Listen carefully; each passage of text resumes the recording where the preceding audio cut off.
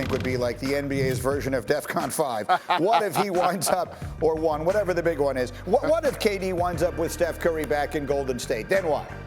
KD's going to get a lot of slander.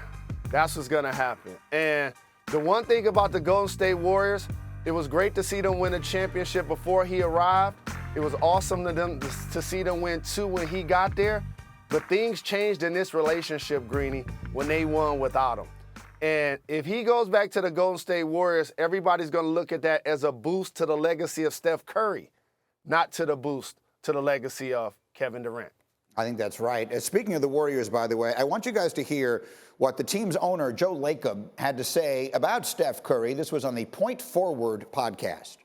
I think he's got a number of years to go. Yes. And we were right. We did. We won. Mm-hmm. Mm-hmm. I mean, amazingly. And I think we're going to be, hopefully better next year.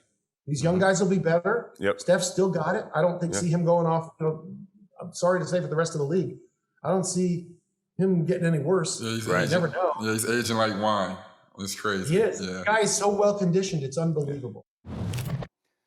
So it does bring up an interesting question. I mean, Jalen, you and I were sitting there, for all of that run as they win a championship. Should they be better next year? Should they just keep this group together with all these young players and not even be thinking about making some kind of big deal like that?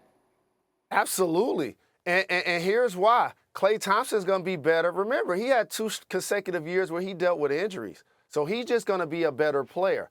But what they did is something that the Lakers could never do, and that's actually be patient enough to build out a roster through the draft.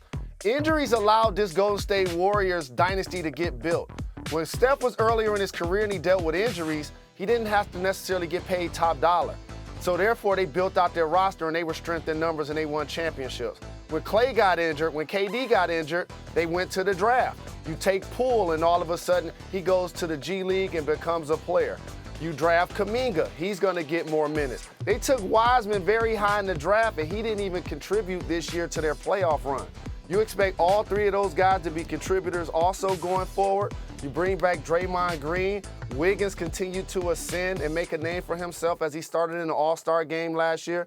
The West is in trouble. I agree with their owner. The Golden State Warriors will be better next year. Zach, Warriors better next year? Best team in the West?